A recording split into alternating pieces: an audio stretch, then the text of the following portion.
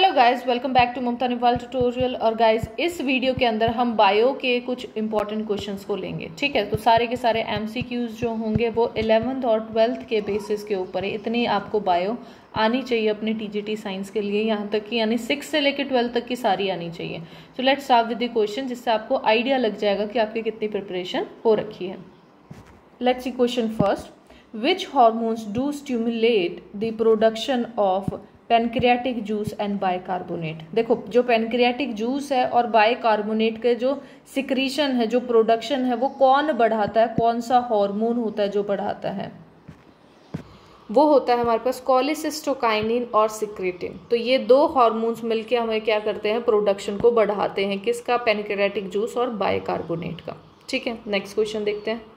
Next question देखते हैं, question number 2। Match the stage of meiosis in column 1 to their characteristic features in the column 2 and select the correct option using the code given below। ठीक है, हम code वगैरह नहीं ले रहे हैं, हम सबसे पहले हमें बस डायरेक्टली आना चाहिए, आपको पता होना चाहिए हर एक कि क्या रीजन क्या रहा है। ठीक है, तो देखो ये स्टेजेस कहाँ से आ रही हैं। पैचेटीन क्या होता है, मेटाफेज क्या होता है, डाइकाइनेसिस क्या होता है, जाइगोटीन है, ये क्या चीज है। देखो हमारे पास जो स्टेजेस होती हैं, पहले हमारे पास क्या चीज होती है, एक प्रोफेज होता है, एक मेटाफेज होता है, एक एनाफेज होता है, एक टीलोफेज होता है। नॉर्मल होते हैं ये। लेकिन जो मियोसिस होता है, मियोसिस हमेशा क्या होता है, 2 फेज में होता है, मियोसिस 1 और मियोसिस 2 के अंदर। इसके अंदर थोड़ा सा डिफरेंस होता है, इसके अंदर और भी फर्दर हमारी स्टेजेस आती है, यानी मेटाफेज से आने से पहले हमारे पास और भी स्टेजेस आती हैं, जिसको एक स्टेज हमारे पास क्या होगी, जिसको हम कहेंगे लिप्टोटीन स्टेज बोलते हैं। ठीक है, ये हमारे पास बिल्कुल स्टार्टिंग वाली स्टेज होगी, जिसके अंदर ये हमारे पास सेल है, ये न्यूक्लियस है। न्यूक्लियस के अंदर हमारे पास जो क्रोमोसोम्स होंगे वो बिल्कुल ऐसे ही रहेंगे, ये ऐसे से आपको दिख रहे होंगे, और बीच बीच में कहीं कहीं पे आपको क्या है, सेंट्रोमियर वगैरह दिखेंगे। तो ये हमारे पास क्या है, सेंट्रोमियर, सेंट्रोमियर। ये किस में दिख रहे हैं, लिप्टोटीन स्टेज ऐसी दिखेगी आपको। जैसे ही आप किस में आ जाओगे, जाइगोटीन, यानी नेक्स्ट स्टेज हमारे पास क्या आ जाएगी, जाइगोटीन। जाइगोटीन में क्या चीज होगा, होमोलॉगस जो क्रोमोसोम्स होंगे वो एक दूसरे के पास पास आ जाएंगे। जैसे ये हमारे पास 2 हैं, ये हमारे पास अगला है, तो ये हमारे पास क्या है, आस पास आने लग गए। ठीक है, थोड़ा थोड़ा सा हमारे पास बॉन्डिंग बनना शुरू हुआ है, लेकिन प्रॉपर नहीं बना है। ठीक है, तो ये हमारे पास किस में होता है, जाइगोटीन के अंदर होता है। अब देखो हमारे पास जाइगोटीन के अंदर हमारे पास क्या चीज हो सकती है, इसमें से पेयरिंग ऑफ होमोलॉगस क्रोमोसोम्स, क्योंकि यहाँ पे हम क्या कर रहे हैं, पेयर कर रहे हैं। नेक्स्ट स्टेज हमारे पास क्या होती है, पैचेटीन स्टेज। पैचेटीन स्टेज के अंदर क्या होता है हमारे पास, अब इनके अंदर crossing over properly take place करेगा, यानी अब ये जो क्रोमोसोम्स होंगे, ये जो अलग अलग हमें बन रहे थे, इनके बीच में क्या है, क्रॉसिंग ओवर टेक प्लेस करेगा। ठीक है, तो अब हम क्रॉसिंग ओवर के हिसाब से देखेंगे कि क्रॉसिंग ओवर कितना जा रहा है, कहाँ कहाँ से टेक प्लेस कर रहा है। तो क्रॉसिंग ओवर होता है पैचेटीन से, तो पैचेटीन का काम क्या है, क्रॉसिंग ओवर, ये हम मैच कर देते हैं। अब हमारे पास डाइकाइनेसिस आने से पहले हमारे पास क्या आती है, डिप्लोटीन स्टेज आती है। डिप्लोटीन स्टेज के अंदर क्या होता है, कैज़्मा बनता है। कैज़्मा क्या चीज होती है, अब ये भी चीज होनी चाहिए, यानी क्रोमोसोम्स हमें ना प्रॉपरली दिखने लगते हैं कि ये हमारे पास एक क्रोमोसोम्स है, जैसे हमारे पास क्या है, कुछ स्ट्रक्चर दूसरे का आया है, तो ये हम मान लेते हैं ये हमारे पास एक क्रोमोसोम का आया है, और ये हमारे पास क्या है, दूसरे क्रोमोसोम का। क्योंकि ये हमारे पास 2 अलग अलग स्ट्रक्चर आ रहे थे, तो ऐसे हमारे पास एक क्रोमोसोम बना, ऐसे ही हमारे पास दूसरा भी स्ट्रक्चर बनेगा। तो यहाँ पे ये होमोलॉगस है, तो ये एक और ब्लू कलर का भी बनेगा, तो ये हमारे पास बन गए। ये इकट्ठे हो रखे हैं, एक यहाँ पे और एक यहाँ पे, ये है हमारे पास। इनको हम क्या कहते हैं, कैज़्मा बोलते हैं, जो किस में दिखता है, यानी जहां पे भी पूछा जाए कैज़्मा किस चीज के अंदर, किस में बनता है, कौन सी स्टेज में बनता है, वो होती है डिप्लोटीन स्टेज। ठीक है, जैसे ही डिप्लोटीन स्टेज क्रॉस होती है, नेक्स्ट स्टेज हमारे पास डाइकाइनेसिस स्टेज आती है। ये थोड़ा सा कॉम्प्लिकेटेड होता है गाइस, थोड़ा सा समझने में थोड़ा कॉम्प्लेक्स होता है, लेकिन अभी इतना टाइम नहीं है कि मैं डिटेल में समझा सकूं, तो एक ओवरव्यू आपको दे सकती हूँ, जिससे आपको क्वेश्चंस कैसे सॉल्व करना है वो पता चले। अब देखो, अब हमें जो डाइकाइनेसिस स्टेज है, अब उनके अंदर क्या होगा, टर्मिनेशन होगा, यानी ये जो चिपके हुए थे, अब ये चिपकना क्या हुआ, कम कर देंगे। अब ये थोड़े थोड़े से ना ऐसे दूर हो जाएंगे। एक हमारे पास क्या है, रेड वाला है, तो ये रेड वाला, ऐसे हमारे पास और भी होंगे, यहाँ पे भी प्रेजेंट होगा, एक हमारे पास ब्लू भी प्रेजेंट होगा, सेम ऐसे सभी के अंदर ही है।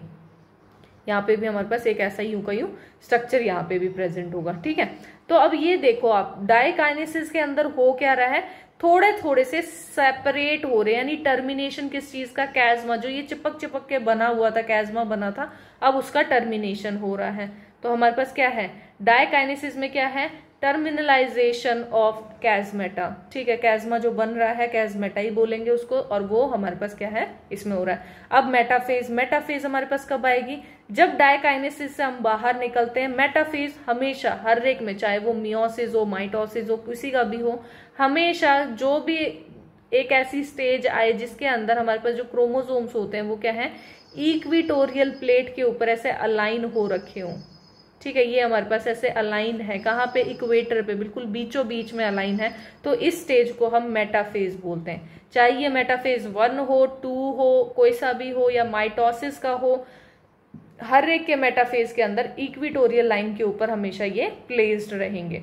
तो अब ये मेटाफेज 1 के अंदर हमारे पास क्या है, इक्विटोरियल लाइन पे हमारे क्रोमोसोम्स जो होंगे वो अलाइन है। ठीक है, तो इस हिसाब से हमारे पास ये प्रॉपर मैच आ जाएगा।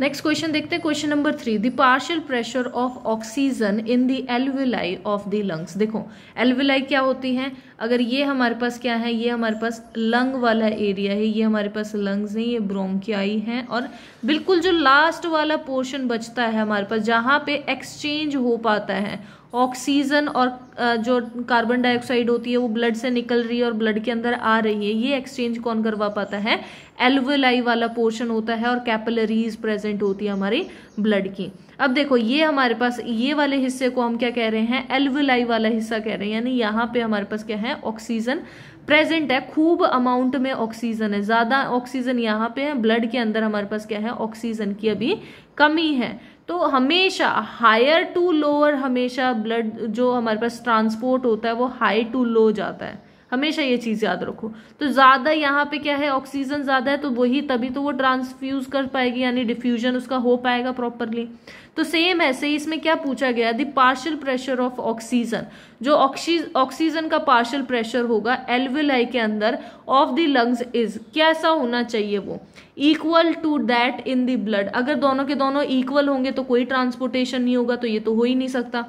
More than that in the blood, देखो ये बिल्कुल सही है, ज्यादा होना चाहिए ब्लड से, ब्लड से ज्यादा होगा तो हाई किधर है, इधर ब्लड जो हमारे पास किसका, पार्शियल प्रेशर ऑफ ऑक्सीजन, यहाँ हाई है और इधर लो है, तो ऑब्वियसली क्या होगा, अब मिक्स होएगा, ये अंदर जाएगा, ब्लड के अंदर जो ऑक्सीजन होगी वो जाएगी, क्योंकि हमेशा हाई टू लो डिफ्यूजन होता है। फिर हमारे पास क्या है, less than that in the blood, ये तो हो ही नहीं सकता, लेस होगा तो यहाँ से भी ऑक्सीजन जो बचेगी वो भी वापस ले ली जाएगी, यानी एल्विलाई जो होंगे वो ऑक्सीजन वापस उल्टा खींच लेंगे।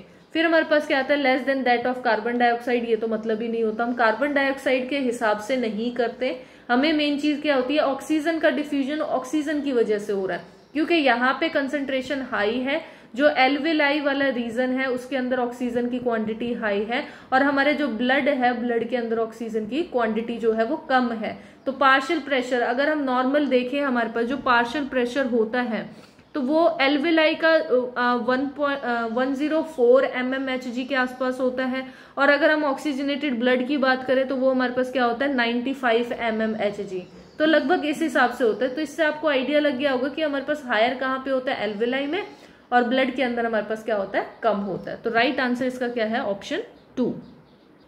नेक्स्ट क्वेश्चन देखते हैं, question number 4, name the ion responsible for unmasking of active site of myosin for cross bridge activity during जो मसल्स कॉन्ट्रैक्शन होती है उस टाइम के बाद। ठीक है, यानी मसल्स जब कॉन्ट्रैक्ट कर रही हो, जब हमारे पास मायोसिन क्या कर रहा है, क्रॉस ब्रिज बनाने की कोशिश कर रहा है, तो उस टाइम पे उसको एक्टिव बनाने के लिए हमें कौन से आयंस जो होते हैं वो रिस्पॉन्सिबल होते हैं इसके लिए। तो वो कौन से होते हैं, हमारे पास जो कैल्शियम आयंस होते हैं वो रिस्पॉन्सिबल होते हैं। कैसे आते हैं, जो हमारे पास न्यूरो मस्कुलर जंक्शंस होती हैं वो क्या करती हैं, ACH जो होता है उसको रिलीज करना शुरू कर देती हैं, जिसकी वजह से हमारे पास क्या है, एक्शन पोटेंशियल जनरेट होता है, किसमें, जो हमारे पास सार्को लेमा जो होता है उसके अंदर हमारे पास क्या है, एक्शन पोटेंशियल जनरेट हो जाता है। उस एक्शन पोटेंशियल की वजह से हमारे पास क्या होता है, ये क्या रिलीज करता है, कैल्शियम आयंस को रिलीज करना शुरू कर देते हैं। किसके अंदर, जो सार्कोप्लाज्म है उसके अंदर रिलीज करना शुरू कर देते हैं, और उसी की वजह से हमारे पास प्रॉपर ये जो क्रॉस ब्रिज एक्टिविटी होती है वो हो पाती है।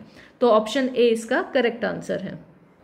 नेक्स्ट क्वेश्चन देखते हैं, question number 5। Name the blood cells whose reduction in number can cause clotting disorder. ठीक है, यानी क्लॉट बनना बंद हो जाता है जिसकी वजह से अगर उसका नंबर जो हो वो कम हो जाता है। Lead to the excessive loss of blood from the body. अगर कभी भी इंजरी हो जाती है, कहीं पे भी किसी भी एंगल पे कट लग जाता है, तो उससे क्या होगा, ब्लड जो होगा वो बहता रहेगा, वो रुकना बंद हो जाता है। तो वो ऐसा कौन सा है, कौन सा ऐसा क्लॉटिंग डिसऑर्डर कॉज करता है जिसकी वजह से, यानी हमारा ब्लड सेल ही है लेकिन उसके नंबर कम होने की वजह से, रिडक्शन होने की वजह से ये प्रॉब्लम आ रही है कि ब्लड जो होगा वो रुकेगा नहीं, वो बहता चलेगा। तो वो होता है थ्रोम्बोसाइट्स। तो थ्रोम्बोसाइट्स हमें सबसे ज्यादा इंपॉर्टेंट होते हैं क्लॉटिंग के लिए। तो ऑप्शन डी इसका करेक्ट आंसर होगा। नेक्स्ट क्वेश्चन देखते हैं, question number 6। Name a peptide hormone which act mainly on hepatocyte, adipocytes, enhance cellular glucose uptake and utilisation. देखो पूरा का पूरे क्वेश्चन के अंदर आपको थोड़ा सा कंफ्यूज करने के लिए वर्ड्स बहुत बड़े बड़े ले लिए। मेन चीज आप देखो क्या चीज है जो आपने सुनी सुनी सी हो, ऐसी चीजें ढूंढा करो। तो इनके अंदर ये तो है, ठीक है, ये आपको नहीं पता, ये आपको नहीं पता, मे भी नहीं पता। अब देखो एनहेंस सेलुलर ग्लूकोज अपटेक, देखो ग्लूकोज को अपटेक यानी लेने के लिए या फिर उस ग्लूकोज को यूज करने के लिए हमें कौन सा हार्मोन जरूरी होता है, यानी कौन सा ऐसा पेप्टाइड हार्मोन जरूरी होता है, वो कौन सा होता है, इंसुलिन। तो ऑप्शन ए हमारा इसमें करेक्ट आंसर होगा। इंसुलिन ही ऐसा होगा जिसके अंदर ये तीनों की तीनों चीजें प्रेजेंट होती हैं। तो ऑप्शन 1 इसका करेक्ट आंसर है। नेक्स्ट क्वेश्चन देखते हैं, question number 7। Osteoporosis an age related disorder of skeleton system में अकर ड्यू टू। देखो जो ऑस्टियोपोइसिस होती है ये क्या होती है, एक बीमारी होती है, स्केलेटन सिस्टम से रिलेटेड होती है, यानी जॉइंट्स वगैरह में आपको पेन होना ज्यादा, दर्द होना ज्यादा शुरू हो जाता है। कॉमनली ना ये फीमेल के अंदर, जो एल्डर फीमेल्स होंगी, जो बड़ी उम्र की जो फीमेल्स होती हैं उनके अंदर ज्यादा देखने को मिलता है, ये वाली बीमारी ज्यादा देखने को मिलती है। ठीक है, क्यों, क्योंकि उनके अंदर क्या हो चुका है, मेनोपॉज हो चुका है, और मेनोपॉज की वजह से अब ओवरी ने सिक्रीशन करना बंद कर दिया, और ओवरी हमें क्या सिक्रीट करके दे रही थी, एस्ट्रोजन हार्मोन को सिक्रीट करके दे रही है। अब वो एस्ट्रोजन हार्मोन जो है बॉडी के अंदर वो डिक्रीज होने लग गया है, जिसकी वजह से ये बीमारी जो होती है वो ज्यादा कॉमनली देखने को मिलती है, कि यानी जोड़ों में दर्द रहना, यानी स्केलेटन से रिलेटेड कुछ ना कुछ प्रॉब्लम रहना, स्केलेटन सिस्टम से रिलेटेड। ठीक है, तो ये हमारे पास आंसर इसका क्या आएगा, ऑप्शन नंबर 3। तो गाइज इस वीडियो में बस इतना ही है। आई होप आपको ये सारे क्वेश्चंस क्लियर हुए होंगे। अगर आपको कोई भी डाउट है, कोई चीज नहीं समझ में आई, तो प्लीज उसे कमेंट बॉक्स में लिखें। अगर आपको वीडियो अच्छी लगती है तो प्लीज लाइक करें, सब्सक्राइब करें मेरे चैनल को, और thank you guys for watching this video.